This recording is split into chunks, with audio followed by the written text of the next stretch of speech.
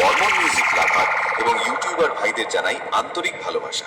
বর্মন মিউজিকের মালিক বাবু তাপসদার পক্ষ থেকে প্রভু শ্রী রামচন্দ্রের সুন্দর একটি মন ভরানো গান শুরু করতে চলেছে, তাই আপনারা সবাই মনোযোগ সহকারে শুনতে থাকুন।